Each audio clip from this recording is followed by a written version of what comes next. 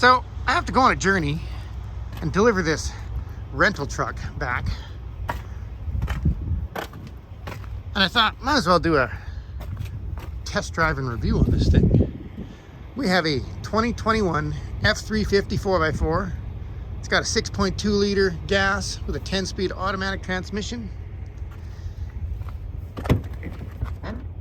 It's basically a base model with some options, no leather seats or anything. It's got a set of Goodyear Wranglers. And we leave at 4 a.m.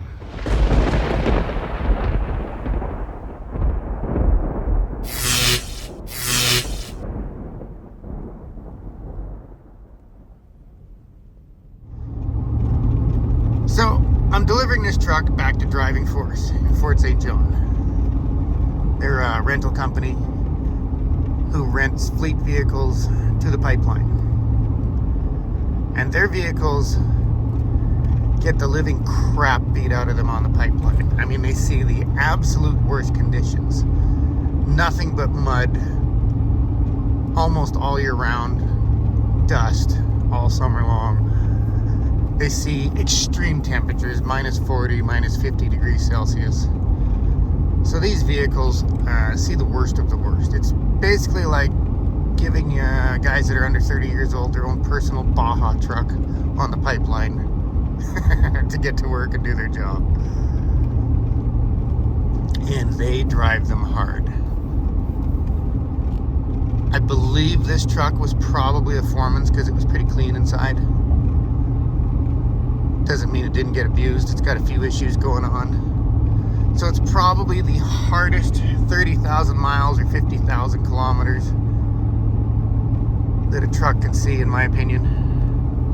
You know, for a daily work vehicle. Yeah, we could go and get a new vehicle and go and abuse it for a day. But no, these get abused every single day.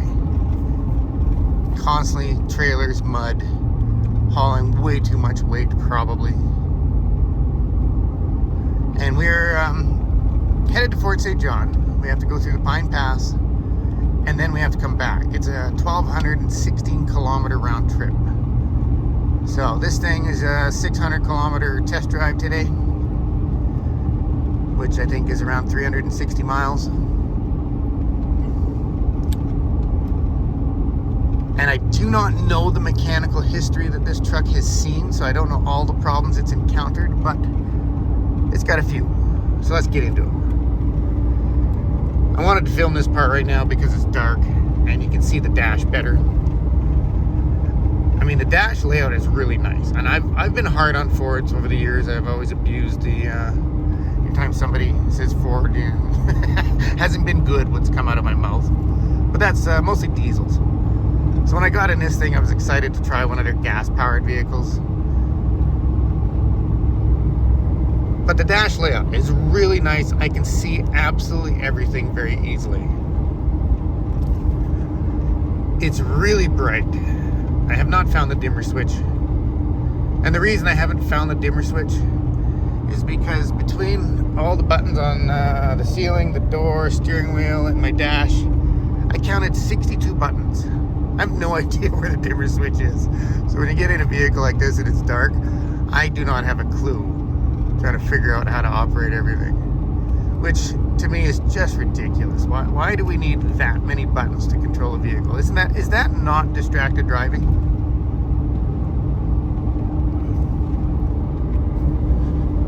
All right, back to the dash. Sorry, I got sidetracked on all the buttons. So we got a few issues. We have an engine light on. I don't know why. We have the traction control light is showing that it's off. The traction control will not stay on. And I imagine there's a lot of sensors in this truck are completely covered in mud underneath, so that's a possibility. Something minor, I'm sure. We have a tire sensor failure, which this thing has Goodyear Wranglers on it. So that could be something as simple as tire shop messed up a sensor when they were changing the tires, which we've done that a few times on tires in my shop. I found the difference between OEM sensors and aftermarket sensors is quite a bit different. The aftermarket ones seem pretty flimsy. So it could be something as simple as that. There is a fuel gauge issue. When I got in the truck, it was showing a full tank, but it said I only had 249 kilometers left till it was empty.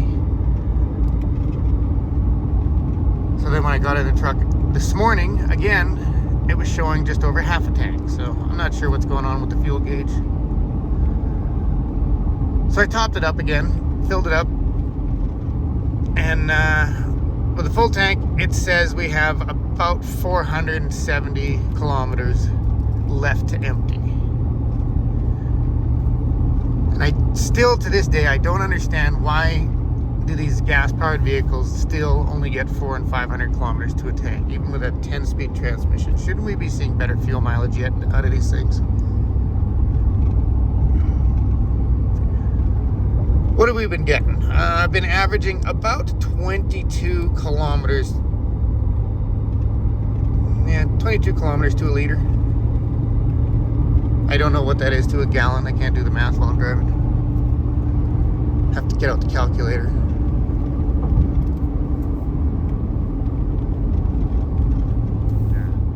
I forgot. The reason I didn't show you all the buttons on the dash is because I have to cover the dash with my jacket because of that. That's fail right there. That's just irritating. It's so bright.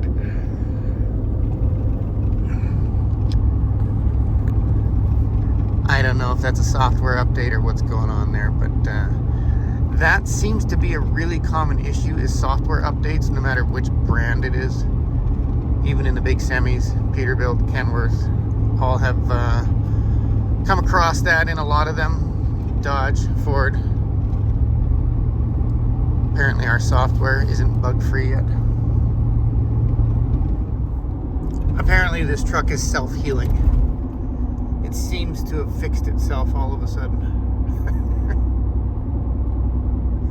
That's good news. It's still crazy bright at night though. It's brighter in my headlights. Hey, headlights. They're actually decent. They're not, you know, crazy bright, but they're decent. And I have to hand it to Ford. I've driven their F-150s and now their F-350s, and the stereo systems in them are really nice. All of them seem to produce a lot of bass. Very impressed with their sound systems. Look at that. It's just starting to get daylight. We're going to see the sunrise this morning.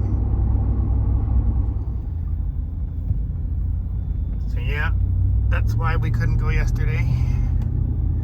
The Pine Pass was closed due to a big semi rollover and shutting the road down.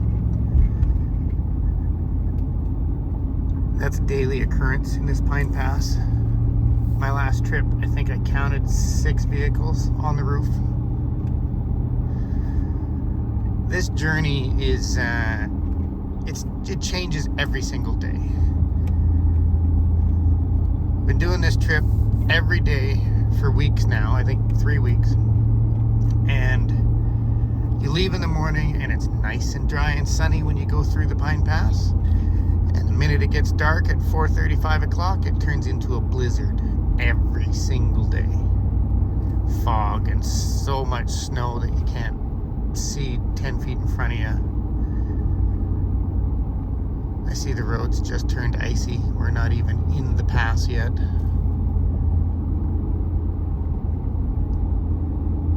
So I imagine we're going to have an interesting trip coming home again as usual. That's why we left at 4 a.m. hoping to try and avoid that snowstorm at 5 o'clock tonight. Alright, it's daylight now. You can actually see what this interior looks like. We're on the last section of the journey between Chetwynd and Fort St. John. I think we have about 160 kilometers or something like that. And this is the section where I always see lots of wildlife. I'm talking great big monster bucks. Every day I never see any less than 100 deer. herds of elk, moose. So we might get lucky on this section. So now we can get into what this interior is like and how this thing drives and handles. Now, a couple things I really like about this is you got a sunglass pocket there. I love being able to just throw my sunglasses there, and they're always there for me. Passenger and driver has access to them. I do like this little pocket here. You got USB plug-in and stuff like that, and then you can just hide it. It goes away.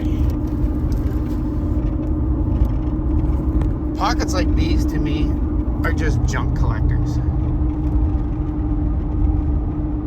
You throw all your receipts and your pens and your change and anything that is in your pockets goes in them, and they just become a big mess of junk.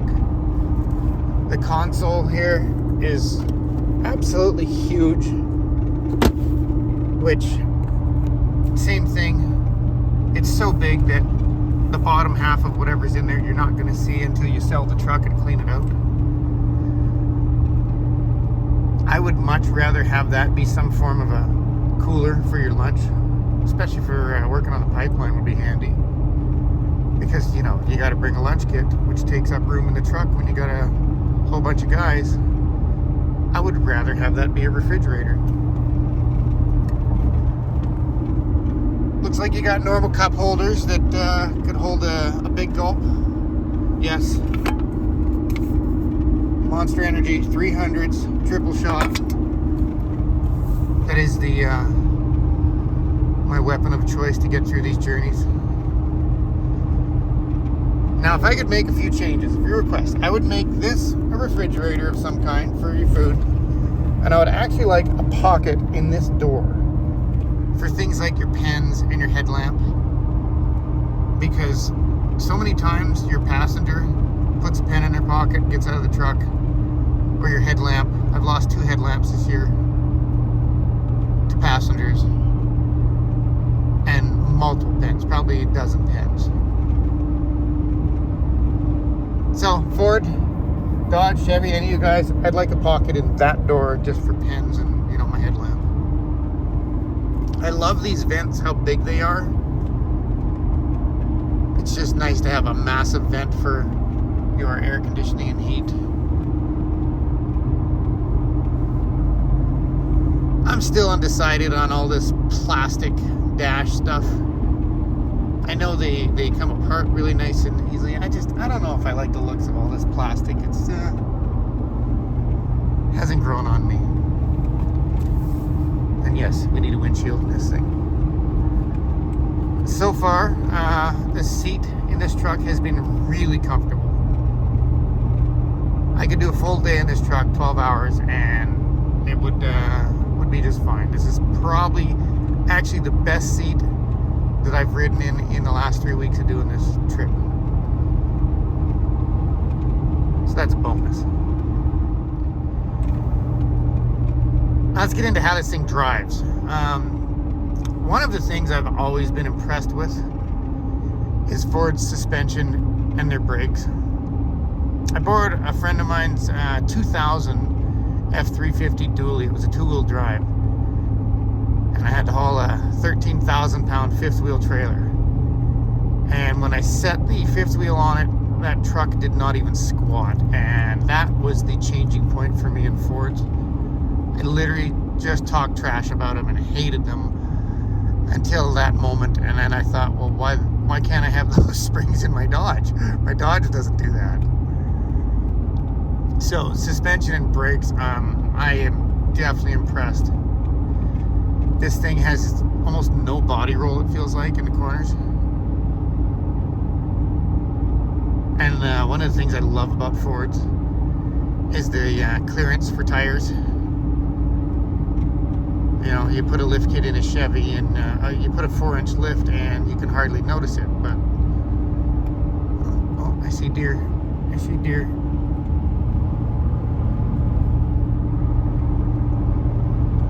But yeah, you hardly notice it in a Chevy. But in a Ford, you know, They make just monstrous lift kits for these things. They have such awesome clearance. It makes me jealous. My Dodge, if I want to put a decent set of 37s and 38s, I got to do an 8-inch lift and spend $7,000 on a lift kit for that.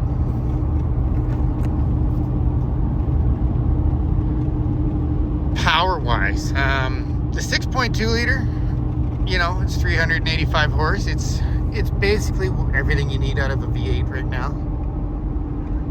I don't see why you would need that, because you're just going to be burning a ridiculous amount of fuel.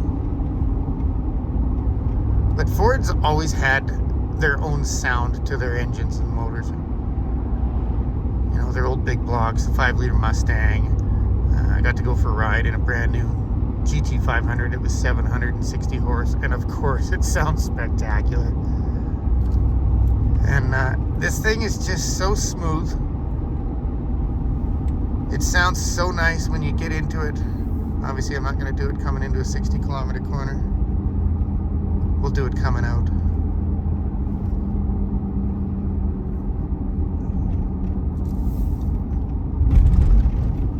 But yeah, I just find Ford has their own sound that's just spectacular.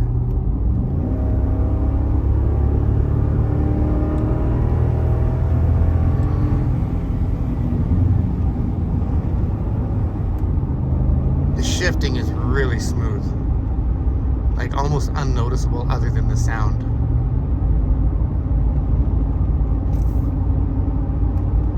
So, I mean, so far the powertrain doesn't seem to have any issues. Yeah, there's a few little lights in the dash and sensors, but you wouldn't know it if you didn't look at your dash.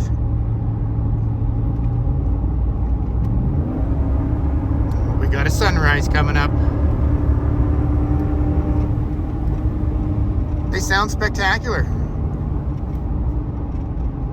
I'm sure they sound better with exhaust upgrades. I have no idea what the aftermarket products are like for this. I haven't looked to see. If you gave me this truck for work, I would drive it every day. I can't see myself buying one though. We have a lot of Dodge half-tons on the pipeline as well, and they have their problems too. I'm not saying Dodge is better than Ford in any way. I just love my Dodge. And one of the things I love about my Dodge is I have 3 cup holders. I do not know why, after having 3 cup holders, you would ever go down to 2. I love that I can have 2 drinks going in my Dodge and 1 for the passenger. That gives me a water and an energy drink park and stall.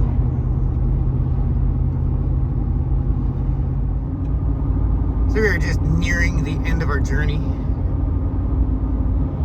I saw 1 buck in the last run. Did not get a chance to film it. I guess we're a little late in the day to be catching all the wildlife. But it's a good truck. I'd say it's a really good truck.